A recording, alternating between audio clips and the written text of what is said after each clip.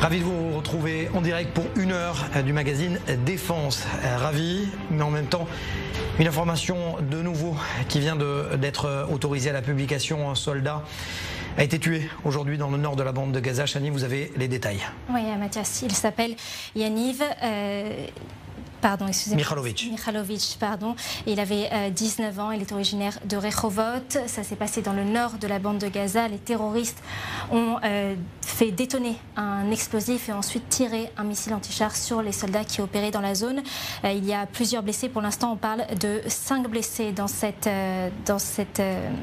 explosion et plusieurs autres, puisqu'il y a eu d'autres événements dans plusieurs zones de la bande de Gaza. Tout cela dans un contexte où il y a une proposition, bien évidemment, de cessez-le-feu. Oui, le Hamas qui examine encore la proposition, mais n'a répondu ni oui ni non à la proposition de Donald Trump, alors qu'Israël a déjà accepté cette proposition. Donc le Hamas qui persiste, qui maintient sa position selon laquelle cet accord, s'il l'accepte, ça devra entraîner obligatoirement la fin de la guerre. Et le Hamas qui a dit que l'organisation est sérieuse et prête à accepter tout accord tant qu'il y a une assurance que ça mènera à la fin de la guerre. Et le Hamas a en même temps lancé un ultimatum à Yasser Abu Shabab, qui, je rappelle, est le chef d'un clan opposé au Hamas, pour se rendre aux autorités compétentes. Et le Hamas donc qui montre les muscles pour montrer qu'il est encore maître des lieux.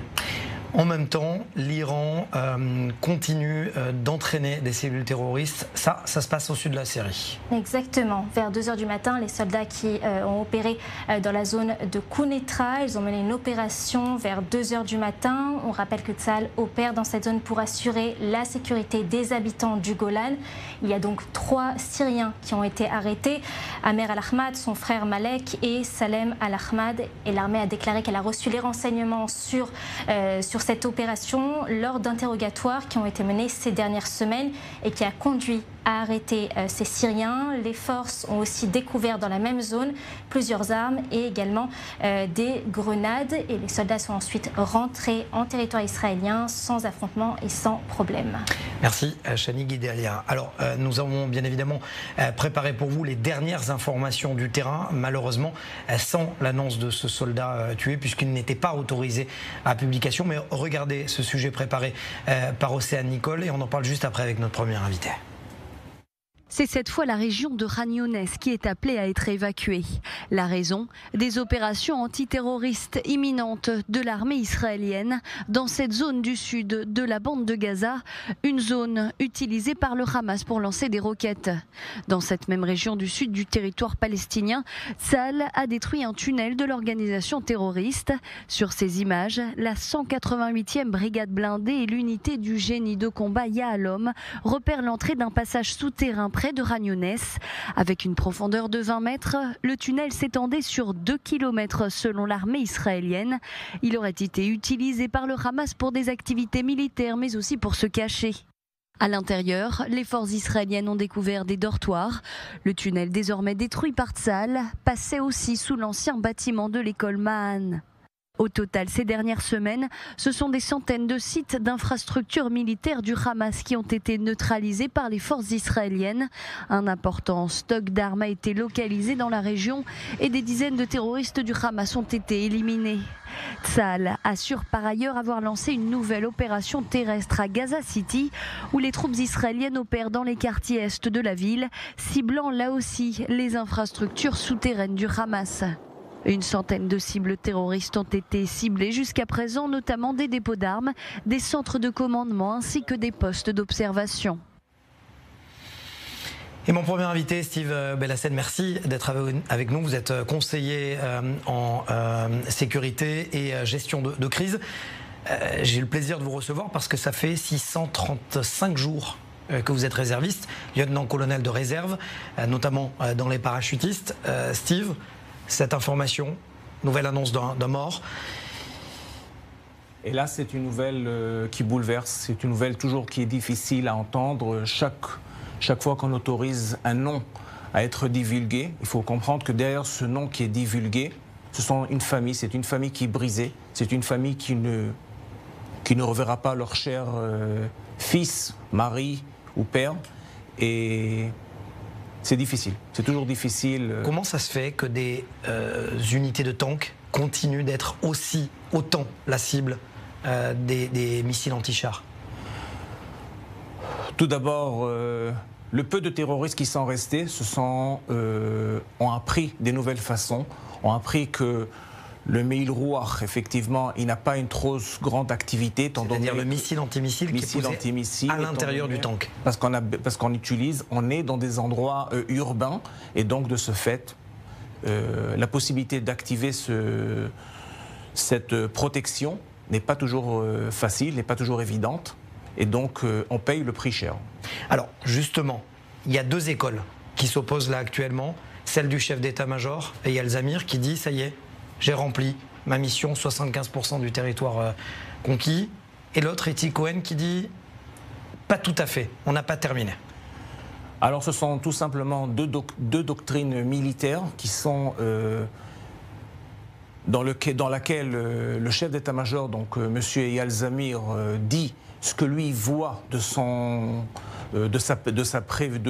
vue, en fin de compte, qu'on a accompli 75% de la mission, et donc il est revenu envers le gouvernement afin de demander est-ce qu'on finit, est-ce qu'on continue, afin qu'ils reçoivent les ordres pour continuer ou bien pour libérer. C'est une manière pour lui de demander un ordre? Oui. À partir du moment où ils ont accompli à son stade à lui et à son niveau à lui, 75% des territoires de leur mission étaient accomplis. Ils ne voient pas beaucoup de changements. Il faut comprendre que depuis qu'a commencé les chars de guidon, 75% ont bien avancé, mais surtout aujourd'hui on vient de 21 morts déjà, même pas dans le courant de 1 mois. Donc sa perspective à lui, en tant que général, en tant que chef d'état-major, est peut-être un peu différent que par rapport à celui qui se trouve dans un autre rang. Sans négliger que le général Itzik Cohen commencera ses fonctions demain, et que lui a tout simplement comme doctrine qu'il faut continuer, il faut persister.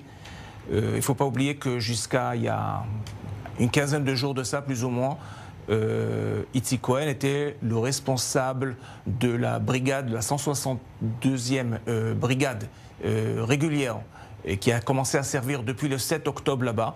Ce que lui, il a vu sur le terrain, peut-être d'autres gens n'ont pas vu. Lui, il est en train de voir tout simplement que le Hamas est agonisant, n'est pas à genoux, il est déjà agonisant. Et sa perspective à lui, c'est qu'il faut tout simplement continuer, il faut tout simplement persister, parce qu'on est vraiment dans une dernière ligne droite. Dernière ligne droite, et pourtant on parle d'un cessez-le-feu de 60 jours. Le Hamas peut accepter? Le Hamas doit accepter. La question est doit accepter. Tout celui qui se rend sur le terrain voit actuellement ce qui se passe avec le Hamas. Le Hamas est affaibli. Le Hamas n'a plus le même soutien par rapport aux Gazaouis qui sont là-bas par rapport à lui. Le Hamas tue. Le Hamas tue, et le Hamas tue le peuple qu'il a voté, qu'il a élu en 2006. Oui, mais tue aussi les soldats. Bien évidemment, mais il est en train de se rebeller, de se retourner contre son propre peuple, et il est en train de perdre de sa valeur par rapport à ses citoyens, par rapport à ses civils, par rapport aux gens qu'il doit défendre, a priori. Le Hamas qui est aussi en Judée-Samarie, qui menace, et en même temps, il y a cette menace, on est obligé de les appeler comme ça, les extrémistes juifs. C'est une petite minorité, certes, mais pendant que Tsahal s'en occupe, ne mène pas à la guerre antiterroriste. Tout à fait. Alors il faut faire bien la part des choses. Les juifs colons qui se trouvent en Judée-Samarie, ce sont des gens honnêtes et des gens qui sont, dirais-je, qui sont honnêtes, qui sont des gens qui réguliers, qui travaillent, qui font tout et qui sont dans les services militaires et qui sont dans les services de l'ordre et tout ça. Actuellement, il y a un petit groupe qui est tout simplement... Est-ce que c'est une menace pour la sécurité d'Israël? Non. Non, oui. Non. Il ne faut pas non plus aller trop loin. Il s'agit de certains jeunes délinquants qui ont tout simplement, qui sont en rupture avec la société, et ça ne reflète en aucun cas toute la société, tous les gens qui habitent en Judée-Samarie, que pour la plupart d'entre eux, ce sont des gens formidables. Dernier dossier que j'ai envie de traiter avec vous, Steve Belassen, c'est le dossier iranien. Itzik Cohen, justement, chef des opérations stratégiques, a dit que la mission n'est pas terminée. Il parlait de Gaza, mais il parlait de l'Iran aussi. Vous avez tout à fait raison, parce qu'en fin de compte, aujourd'hui, le fait d'avoir fait le cessez-le-feu la semaine dernière, et que je rappelle aux téléspectateurs que c'est l'Iran qui a demandé le cessez-le-feu et pas Israël.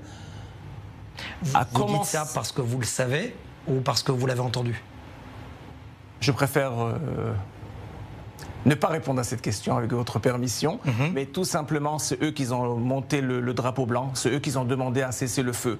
Ils ont bien compris exactement les destructions que l'armée, que Tsahal a menées en Iran. Et donc, de ce fait, ils ont demandé d'arrêter la guerre. Mais le fait d'avoir arrêté, le fait d'avoir ce cessez-le-feu, il faut comprendre, il faut bien comprendre qu'on va recommencer dans un vers une prochaine escalade. Je ne pense pas que les Iraniens vont s'arrêter ici. Et donc, il faut tout simplement se préparer à une éventualité quelconque. Il faut bien comprendre qu'il faut être prêt. Il faut être prêt, mais Tsahal reprendra encore l'initiative? Je pense que oui. Je pense que oui. Aujourd'hui, le niveau de renseignement que Israël opère en Iran est sans nul doute. Sans nul. La question est de savoir, est-ce qu'il reste encore des objectifs stratégiques à frapper? Parce qu'on était arrivé, selon Eyal Zamir, à la quasi-totalité des sites stratégiques à frapper. Et il l'avait dit, s'il fallait aller plus loin, c'est le régime qu'il fallait faire tomber. Alors peut-être qu'une prochaine fois, le régime sera. Je pense que si l'Iran violera d'une certaine façon le cessez-le-feu, ou bien qui attaquera des représentations israéliennes ou juives dans le monde, dans ce cas-là, à mon humble avis, on va retrouver l'armée dans une autre phase par rapport à l'Iran. Vous dites une attaque terroriste iranienne contre des cibles israéliennes, c'est un casus belli. Oui. Ça va se passer, ça peut se passer dans des pays. Les Israéliens voyagent, c'est une période d'été, c'est une période estivale, donc on va retrouver pas mal d'Israéliens dans le monde. Il faut faire attention que certains groupes endormis terroristes iraniens ne se perdent pas. Merci Steve Belazen d'avoir été avec nous. Si vous n'êtes pas en réserve, vous reviendrez, j'espère, très rapidement. 635 jours en période de réserve. Ça, il faut le saluer aussi. Merci à vous. En attendant justement ce dont on parlait à l'instant, Tsahal se prépare à cette nouvelle guerre contre l'Iran. Océane Nicole, on en parle juste après. Et si ces 12 jours de guerre entre l'Iran et Israël n'étaient finalement qu'une préparation avant une prochaine confrontation?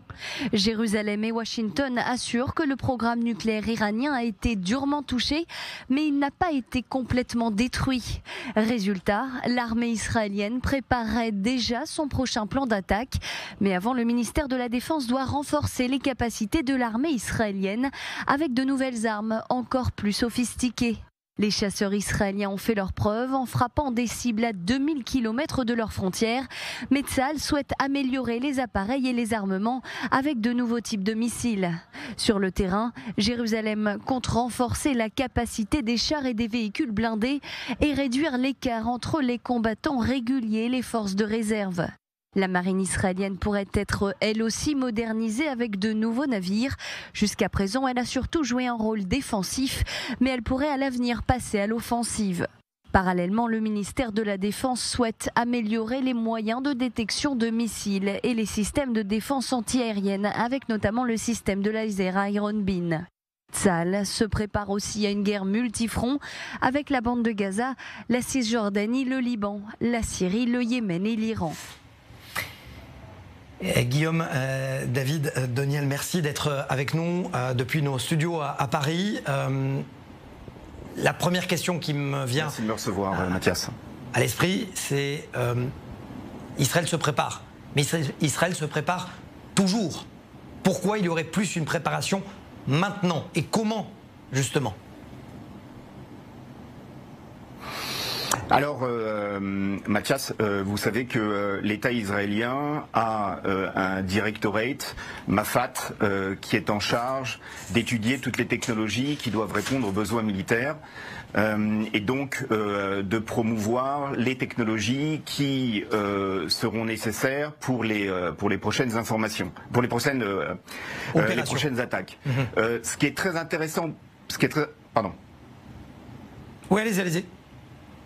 Ce qui est très intéressant sur le conflit qui vient de se passer, c'est que Israël est peut-être la seule armée au monde à devoir réfléchir pour les technologies pour des offensives sur son pays, c'est-à-dire Cisjordanie, Gaza, mais aussi bien frontalier. Égypte, Jordanie au cas où, et puis on voit bien le Liban et la Syrie. Sur la mer, effectivement, pour pouvoir défendre ces puits gaziers. Et puis empêcher toute blocade. Et il y a aussi la nécessité pour Israël de pouvoir intervenir à 2000 km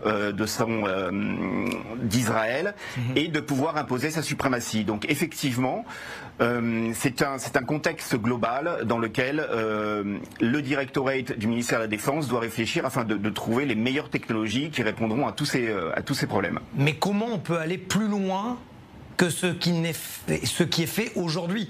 Parce que lorsqu'on écoute le ministère de la Défense, les 3 entreprises de pointe, IAI, Elbit, Rafael, ont toujours un coup d'avance.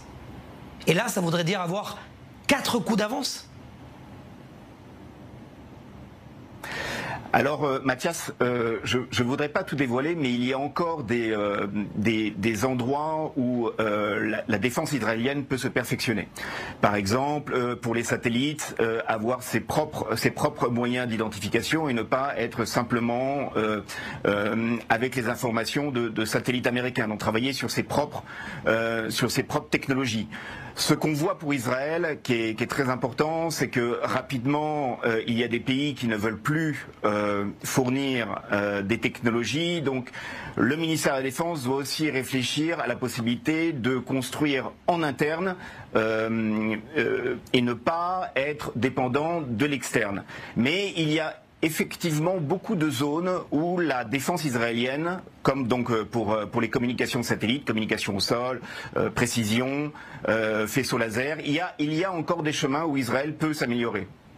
Donc ça veut dire qu'Yitzhak Shamir, à l'époque, ancien Premier ministre israélien, on l'appelait dans le jargon diplomatique Mr. No.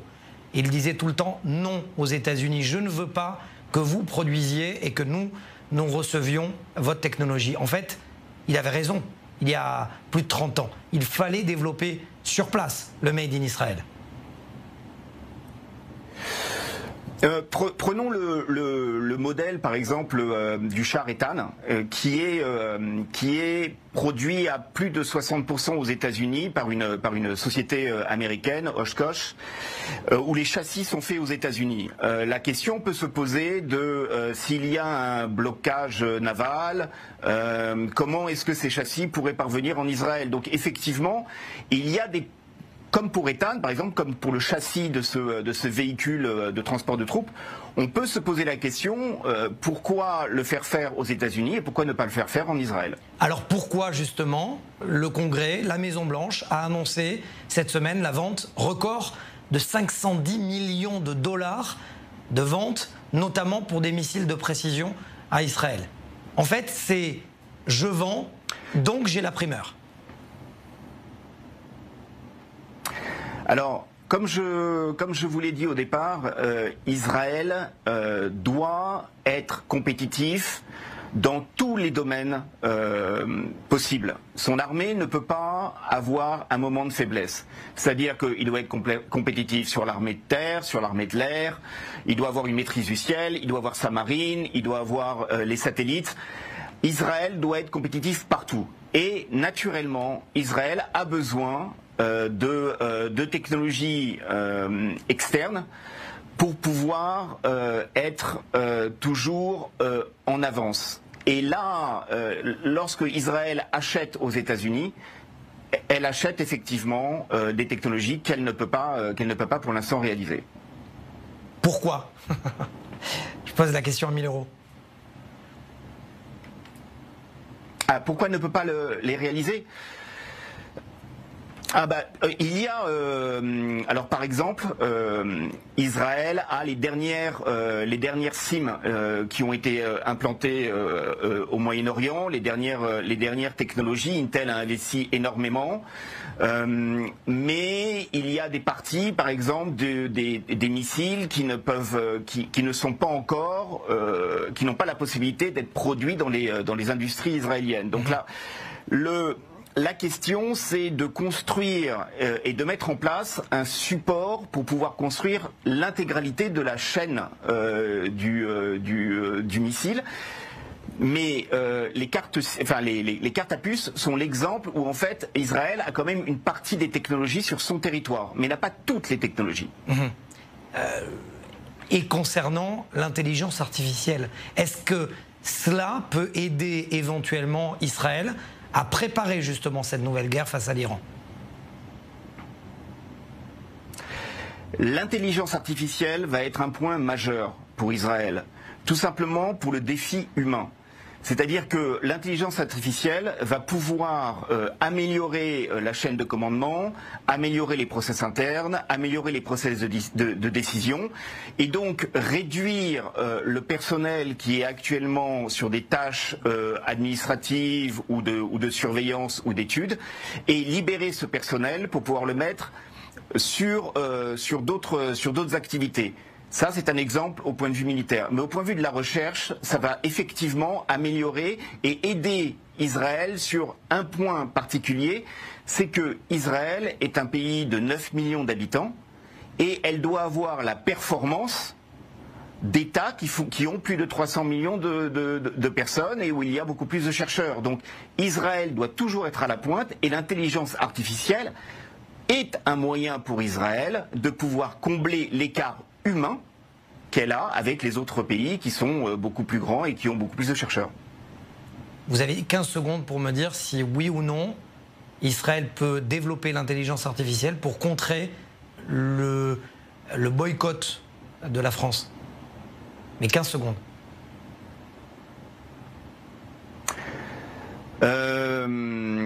Le boycott de la France par l'intelligence artificielle, c'est des produits technologiques, c'est de l'industriel. L'intelligence artificielle en tant que telle répond à des process internes. Il faut que Israël construise les usines qui correspondent aux produits qu'elle souhaite importer et qu'elle souhaite construire en Israël. Merci. Mais l'intelligence artificielle n'est là que pour améliorer les processus. Merci Guillaume David Doniel d'avoir été avec nous. Pas la fabrication, voilà. Pardon. Merci, on l'aura bien compris. En attendant, on parle de gros sous, mais en même temps, il y a des dons qui permettent, des dons étrangers qui permettent à Tsahal et aux soldats d'être équipés. Regardez ce sujet préparé par Achani Guidalia. Ce n'est ni une base militaire, ni un entrepôt. C'est pourtant ici, à l'abri des regards, que des soldats viennent chercher de quoi se protéger. Depuis le 8 octobre, Johan, dit le soldat de l'ombre, a transformé son jardin en véritable base logistique.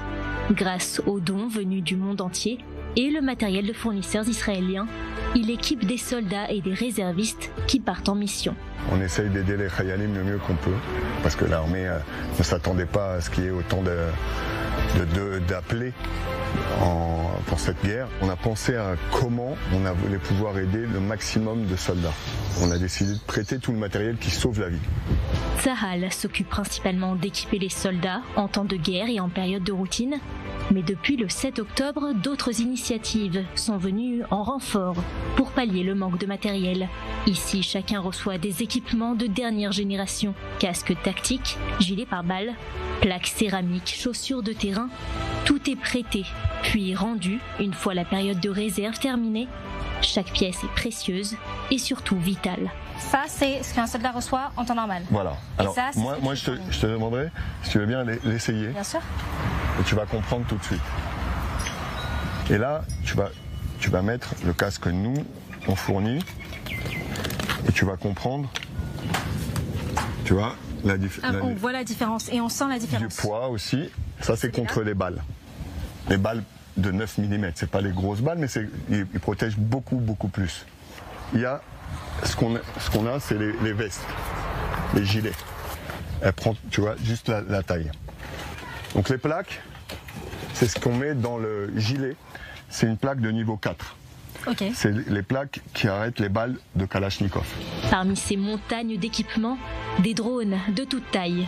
L'un d'entre eux est devenu un symbole en octobre dernier, en identifiant Yahya Sinwar à l'intérieur d'une maison.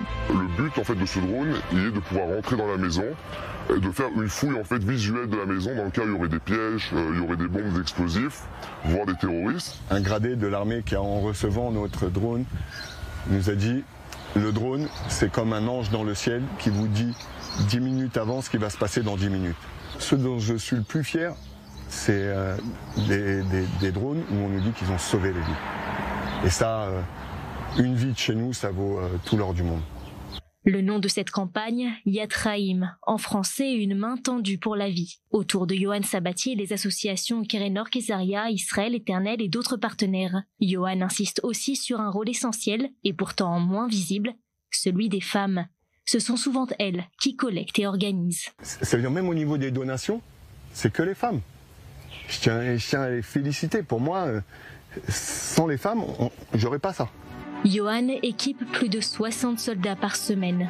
Depuis le début de la campagne, il a réceptionné plus de 7000 valises, soit plusieurs tonnes d'équipements en provenance de France.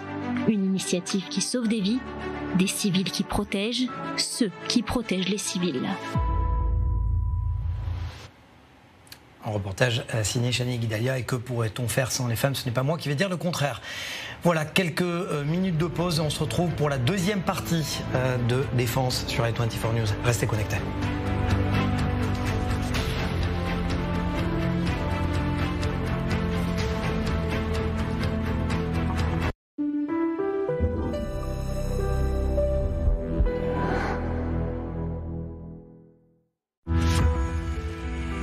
Now more than ever, we are here, joining forces at the front lines and the home front, united in resilience, solidarity, and hope. Together, we can strengthen the Negev. Ben Gurion University, the University of the Negev. L'abonnement de la box vient d'augmenter. Tu sais, la fameuse augmentation au bout d'un an, là. T'inquiète, je m'en occupe. Alors Léa, j'adore. Ça te va super bien, hein? Hyper élégant. Ouais, non, c'est moche en fait. Bon, je devrais. T'es sûr? C'est toujours ça à économiser. Sinon, chez SFR, pas de mauvaise surprise. Le prix de votre abonnement ne bougera pas au 13e mois. Ah, génial. SFR, on s'engage pour vous. En période de crise, céder à la panique est la plus grande erreur. Les investisseurs avisés ne fuient pas les turbulences. Ils saisissent les opportunités. L'or, le pétrole et les devises. Avec Goliath, investissez dans l'or. Disponible également avec l'effet de levier. Goliath, c'est l'application la plus simple du marché. Comme plus de 50 000 investisseurs, téléchargez l'app dès maintenant. Investir comporte des risques de perte partielle ou totale du capital. Vous vivez en Israël ou préparez votre alia? Félicitations. Vous avez un téléphone? Parfait. Téléchargez gratuitement l'appli Olim et découvrez tout ce que nous avons à vous offrir. Prise des rendez-vous médicaux et administratifs, paiement de vos factures, vérification de dettes, traduction instantanée, recommandations de professionnels, suivi de demandes et bien d'autres choses encore.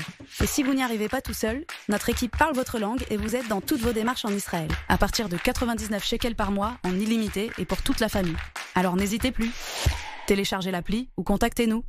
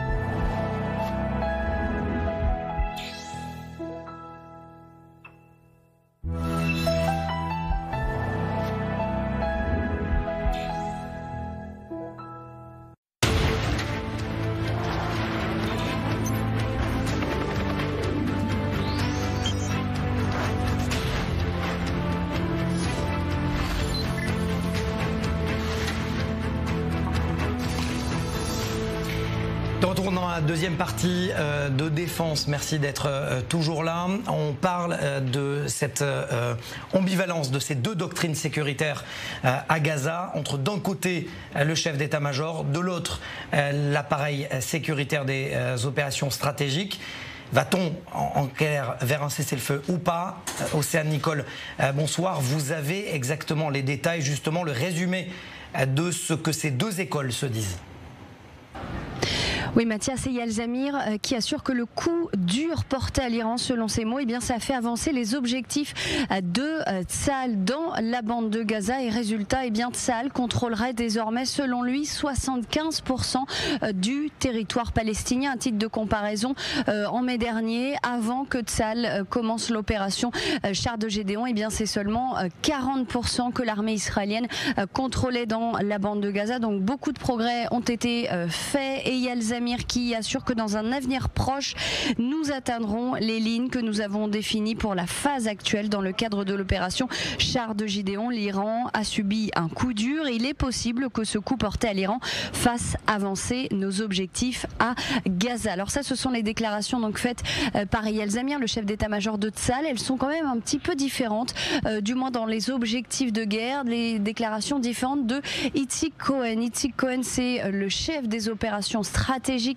dans la bande de Gaza, et lui, Mathias, il assure eh bien, que ce serait finalement dommage d'arrêter les combats maintenant dans la bande de Gaza. Pourquoi? Puisque selon lui, la raison, eh bien, le Hamas est sur le point de plier, de se rendre, de déposer les armes, et c'est pourquoi eh bien, l'armée israélienne doit continuer ses opérations dans la bande de Gaza, et il assure qu'il faut maintenir la pression sur le Hamas pour que l'organisation terroriste puisse faire plus de concession. Le chef des opérations stratégiques qui assure et qui avoue aussi, Mathias, que oui, beaucoup de soldats israéliens sont tués dans la bande de Gaza, et que oui, cette guerre est longue, mais la raison, c'est que c'est un terrain urbain. On est dans une guerre moderne. La bande de Gaza, c'est un territoire qui est extrêmement dense. Il ne faut pas oublier qu'à l'intérieur de la bande de Gaza, il y a le Hamas qui utilise la population civile comme bouclier humain, ce qui complique encore plus la tâche des soldats israéliens sur place, d'où cette opération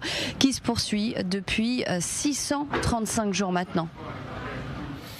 Merci Océane Nicole. L'un des sujets qui prédomine également les Israéliens, ce sont ces Israéliens qui sont accusés et même inculpés d'espionnage au profit de l'Iran. Alors j'ai la chance d'avoir avec nous Sarit Peretz. Merci d'être avec nous. Vous êtes superintendante de l'unité de crimes et de crimes graves et internationaux de l'AHAV 433. Première question qui me vient à l'esprit, Sarit Peretz. Je dois dire d'ailleurs que vous avez vous-même enquêté et vous avez interrogé ces Israéliens. Pourquoi, en temps de guerre, il y a des Israéliens qui espionnent au profit de l'Iran?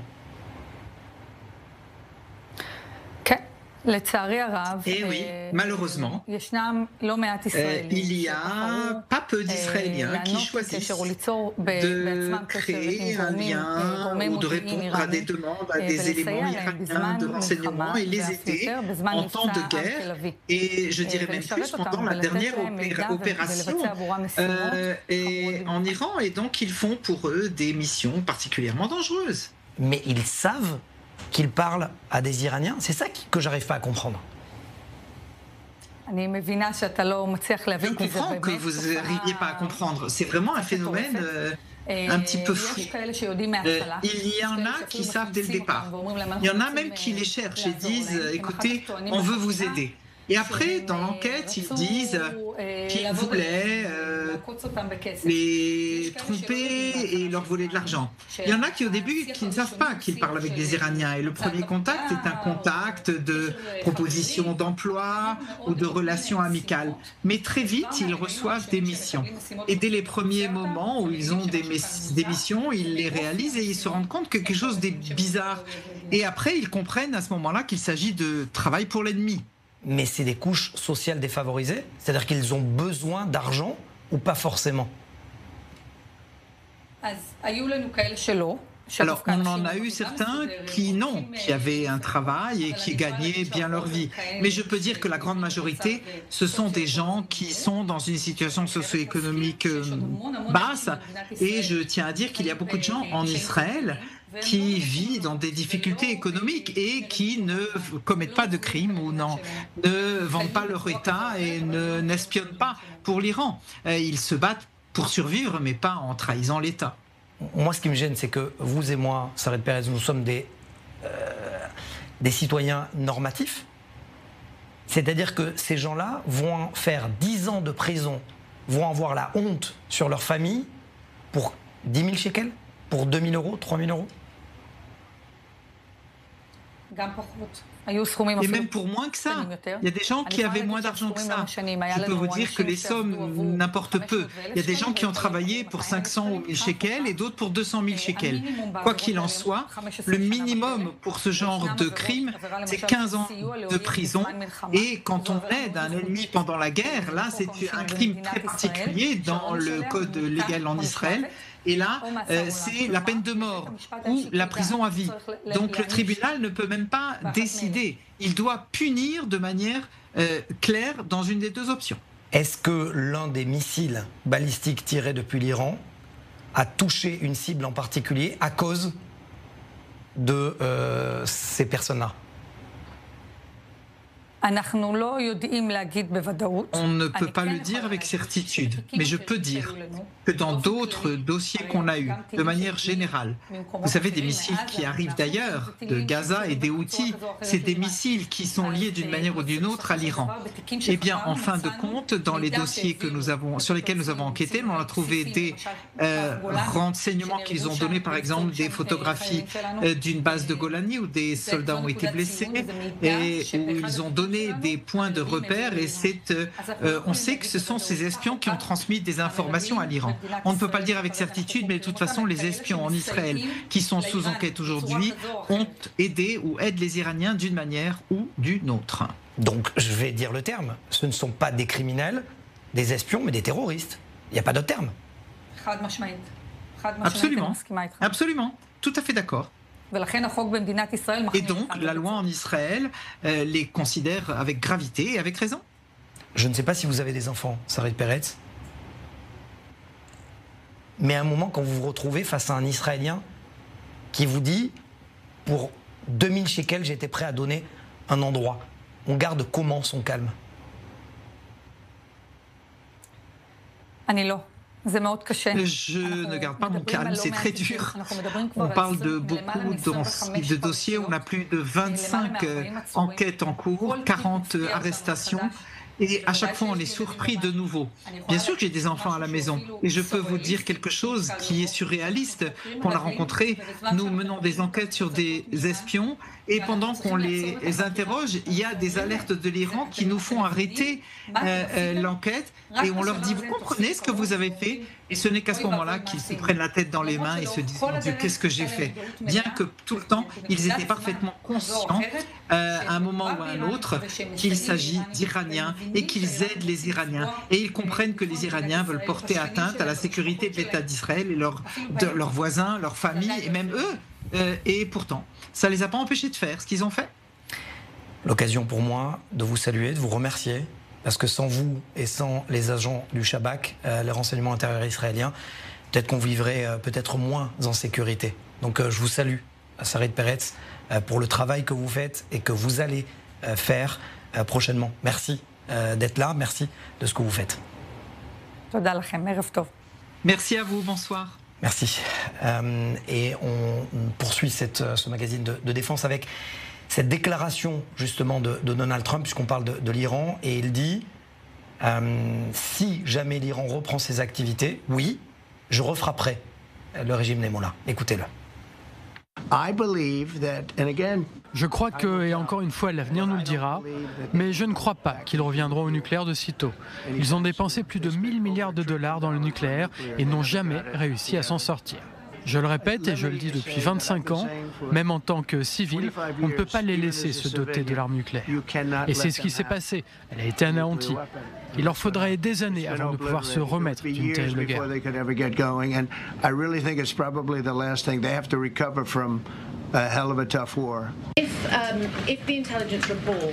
Si les rapports des services de renseignement concluent que l'Iran peut enrichir de l'uranium à un niveau qui vous inquiète, envisagez-vous de bombarder à nouveau le pays? Bien sûr, sans aucun doute. Absolument. Cela s'est avéré incroyable.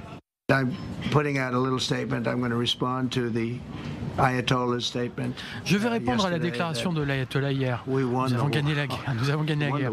J'ai dit, écoutez, vous êtes un homme de grande foi, un homme très respecté dans son pays. Vous devez dire la vérité. L'Iran a été frappé et Israël a été frappé aussi. Ils ont tous les deux été frappés. Et c'était le moment idéal pour y mettre fin. Oren Solomon, merci d'être avec nous. Vous êtes général de brigade de l'armée israélienne de réserve. C'est une exclusivité. Vous parlez quasiment peu à des médias israéliens et internationaux. Vous avez accepté mon invitation en début de semaine. Je vous remercie d'abord pour parler de l'Iran. Vous avez été un haut responsable du Conseil de sécurité nationale. Est-ce que je me trompe si je dis, Oren Solomon, que vous faites partie de ceux qui ont écrit le programme de guerre qui a permis finalement aux chasseurs de frapper l'Iran?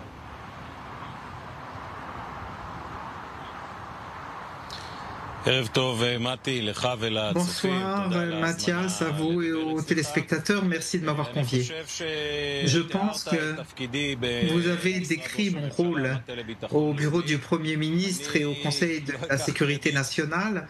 Je ne prendrai aucun crédit sur quelque chose qui ne me revient pas. J'ai participé avec mes camarades pendant les années dans toute la préparation et les préparations nationales de l'État d'Israël et tous les efforts militaires et dans les autres organismes politiques et autres. Je connais parfaitement toutes les bases du programme et toute la préparation telle qu'elle s'est exprimée dans l'opération, fort impressionnante avec des résultats militaires vraiment extraordinaires. Quand on dit que la guerre n'est pas encore terminée, mais qu'elle a mis quasiment cette guerre 8 ans à se préparer, vous comprenez comment?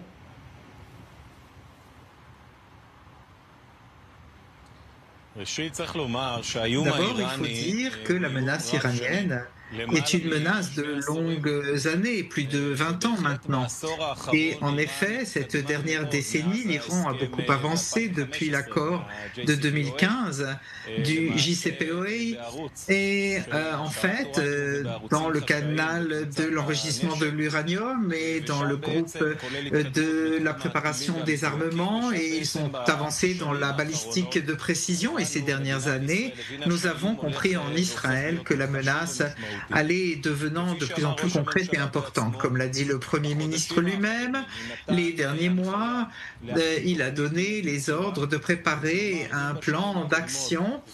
Si les années précédentes, comme vous l'avez dit au début, j'ai participé à certains processus de planification et de préparation, ces derniers mois, il y a eu déjà une directive du Premier ministre d'agir, comprenant que nous sommes vraiment au dernier moment pour arrêter l'Iran et sa capacité de passer d'un état sur le seuil nucléaire à un état nucléaire et avec des capacités balistiques et de missiles très développées et importants. Alors je vous repose la question. C'est ça, c'est que je vous repose la question. Est la fin de la guerre. Justement, je vous repose la question. La guerre n'est pas encore terminée. Mais que reste-t-il? Est-ce que Tsahal avait pensé un acte 2 déjà? En ce qui concerne la suite, je pense qu'il faut se souvenir que les résultats militaires qui ont été invraisemblablement importants au niveau mondial ne restent pas seuls, même si nous avons porté atteinte d'une manière ou d'une autre et qu'on a fait reculer pour des mois ou des années certaines des capacités militaires et nucléaires. Et dans le domaine balistique de précision, l'Iran c'est un très grand pays, c'est une puissance régionale, et si elle décide de revenir sur ses cursus, c'est une possibilité. La question est de savoir comment continuer. L'État d'Israël doit assurer, à mes yeux, 5 plans essentiels, 5 points avec les États-Unis et avec les partenaires en Europe précisés. Premièrement, 0 capacité nucléaire pour l'Iran, dans aucun domaine, ni enrichissement, ni autre. Deuxièmement, ce qui concerne les limitations des missiles balistiques de précision dans leur portée, les États européens comprennent eux-mêmes que ces missiles les menacent. Ils ont vu les dommages causés à Israël et comprennent le potentiel d'atteinte de ces missiles iraniens. Et eux aussi ont un intérêt commun de limiter la technologie, de limiter la portée, de limiter les capacités de fabrication et autres. Troisième point, c'est ce qui concerne assurer la liberté de navigation dans le détroit de Bab el-Mandab et dans l'espace aérien. Et il faut rappeler que les Yéménites, qui sont les proxys de l'Iran, ont asséché le golfe d'Eilat et empêchent la navigation. Quatrième point qu'il faut absolument exiger, c'est l'arrêt du financement et de l'armement des proxys qui représentent l'Iran, c'est-à-dire le Hezbollah, les milices, les Houthis, le Hamas et le djihad islamique. C'est un point qu'il faut absolument exiger. Il faut que l'Iran cesse. Et le cinquième point à mes yeux dont il faut parler, c'est en fait le démantèlement de la force Quds, qui n'a que pour seul objectif le terrorisme et la destruction d'Israël. Donc, si la guerre est terminée, la question c'est qu'il y a un arrêt où chacun mesure l'autre, tire les leçons. On est en concurrence de tirer les leçons les uns avec les autres depuis le cessez-le-feu. Comment agir par la suite? Et toute l'idée, c'est de prendre le succès militaire pour le transformer en succès politique avec les États-Unis et les partenaires européens sur ces 5 points qui font partie des intérêts de la sécurité nationale de l'État d'Israël. Ron Solomon, ce que vous êtes en train de dire, c'est transformer donc les résultats positifs de la guerre en Iran sur le terrain dans la région. Or, il y a certains détracteurs de ces discussions qui sont en train d'être menées entre Benjamin Netanyahu et Donald Trump par rapport à la guerre à Gaza, sur le fait que on nous vend une réussite de la guerre en Iran pour justement dissimuler les erreurs à Gaza. Est-ce que vous êtes d'accord ou pas? Je propose à tous ceux qui pensent qu'ils savent ce qui se passe de manière générale dans le dialogue entre le Premier ministre Netanyahou et le président des États-Unis, je propose sur ce sujet d'être plus prudent.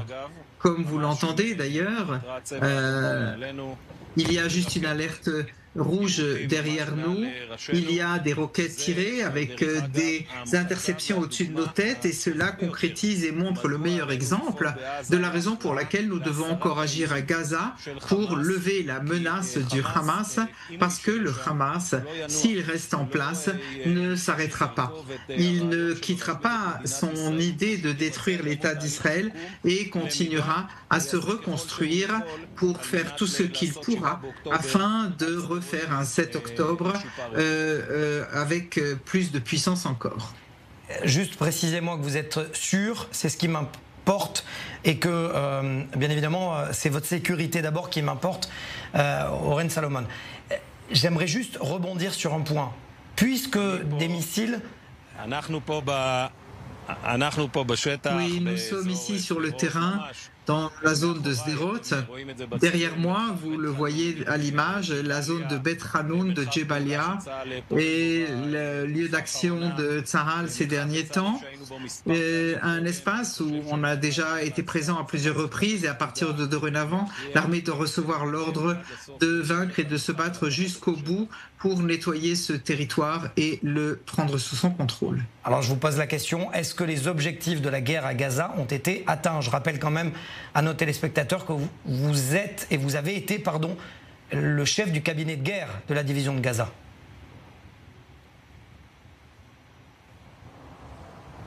Oui, en effet, c'est moi qui ai dirigé c'est celui qui gère les combats dans la division de Gaza, vous avez raison. Et si l'objectif de la guerre a été atteint, eh bien la réponse c'est que en partie. Si on avait atteint ces objectifs, on aurait vaincu le Hamas et on pourrait désarmer la bande de Gaza sans le Hamas dans la bande de Gaza et ramener les otages. Donc tous les objectifs fixés ont été approchés, mais nous n'avons pas terminé. Et donc, votre question est juste. Nous devons continuer de toutes nos forces, justement maintenant, alors que le Hamas est encore en crise et sous pression. Il faut continuer à faire pression pour le vaincre et pour le faire qu'il se rende, qu'il rende les otages et pouvoir ressortir de la bande de Gaza. Et donc le Hamas quitte la bande de Gaza comme ça a été fixé par les dirigeants.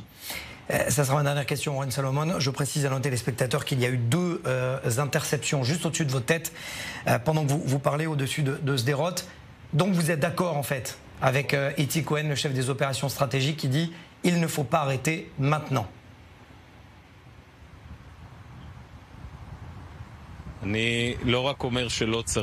Non seulement il ne faut pas s'arrêter maintenant, et tous ceux qui posent la question est-ce que nous devons vaincre le Hamas, je réponds, nous devons absolument vaincre le Hamas, nous devons absolument continuer à œuvrer de toutes nos forces militaires, mais pas seulement. Il y a ici toute une stratégie en place et il faut prendre les territoires, il faut penser à faire quitter la population et l'aide humanitaire, et donc avec l'opération militaire qui est la clé, nous ne devons pas arrêter, continuer à avancer et arriver à un accord général. Tous les otages doivent rentrer, c'est un devoir moral, mais nous devons avancer et lever la menace du Hamas qui est meurtrier, qui a commis le 7 octobre et qui aujourd'hui encore continue à voir comment continuer à attaquer des postes de notre armée et des localités jusqu'aujourd'hui. Merci Oren Salomon pour cette interview exclusive donnée à A24 News et pour toutes ces précisions. Allez vous mettre en sécurité bien évidemment. Merci. Merci et beaucoup de succès à nos forces. Tout ce qu'on souhaite. Merci à vous. Et on termine cette édition de Défense. Je retrouve un petit peu le sourire parce que vous allez le comprendre pourquoi. Elle a 13 ans et elle a décidé de lancer une cagnotte pour aider des chiens de l'unité. Oketz, Eli, merci d'être avec nous. D'abord, alors je vais te tutoyer, ça va être plus simple. Tu as décidé de lancer une cagnotte, mais de manière différente, en lançant une course. Est-ce que tu peux m'expliquer ton projet, s'il te plaît ? Bonjour, je m'appelle Eli, j'ai 13 ans et je vous remercie déjà de m'inviter dans votre émission. Depuis le 7 octobre, j'ai souvent accompagné ma mère qui a mené des actions militantes de soutien aux Dekshim ou à Israël. L'une d'entre elles lui a permis de lever une somme d'argent dont la fondation de l'unité Oketz, qui est l'unité Kaemin, pour nous remercier. Un général de cette unité nous a reçus en août dernier. Il nous a présenté les actions menées par les Khayal et leurs chiens. Et nous avons eu la chance de visiter la base. Ma mère, ma sœur et moi sommes passionnés des animaux et cette unité est donc particulièrement chère à nos cœurs. Je suis sortie de cette visite assez émue et je m'étais promis de revenir les aider à mon niveau à nouveau. J'ai donc décidé d'organiser une course et une cagnotte et j'espère leur remettre en route. La question c'est de savoir comment on se lance seul dans cette aventure à 13 ans.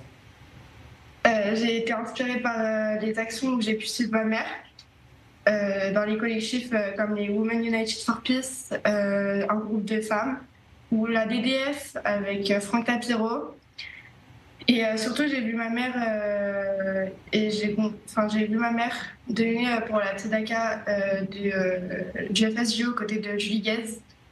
Ça m'a vraiment touchée et j'ai compris l'importance de donner aux plus démunis. Parce que là, effectivement, est-ce que tu connais ce que fait l'unité Oketz ? Est-ce que on t'a expliqué le travail de ces chiens, qui sont des combattants à part entière ? Oui, justement, cet été en août, on a eu la chance de visiter l'unité, ce qui est assez rare. J'ai appris qu'ils ont fait plein de missions différentes. Ils repèrent les tunnels à Gaza, ils détectent les explosifs, ils protègent les soldats et les civils. Ils cherchent les otages et les victimes ensevelies et plein d'autres choses. souvent ils vont là où personne d'autre ne peut aller. Ce sont des soldats à part entière. Ils sont toujours en binôme avec un khayal. C'est une relation très fusionnelle. Et est-ce que toi, tu veux justement, dans quelques années, il ne nous reste pas beaucoup de temps, être opératrice justement de cette unité? Je voudrais beaucoup faire l'armée, mais pas dans cette unité, car c'est 2 ans et j'arriverai pas à me détacher d'un chien où j'ai une relation aussi forte avec lui. C'est beau ce que tu dis. C'est-à-dire que tu aimes les chiens, mais pas pour qu'ils travaillent pour sauver des vies en même temps. Ouais. Non, c'est que j'arriverai pas à rester que 2 ans en relation avec lui. Ça se comprend. Et partie de zéro, la cagnotte obtient aujourd'hui la modique somme de 5 000 €. Donc bravo, merci Elie d'avoir été avec nous et pour cette belle initiative Courir pour les chiens de l'unité Oquette. Merci à toi. Merci. Voilà, à en prendre de la graine du côté des adultes. Voilà, c'est la fin de cette édition de Défense. Merci à tous ceux qui sont derrière la caméra. Je les ai fait transpirer aujourd'hui. Merci à vous. À très vite sur i24 News.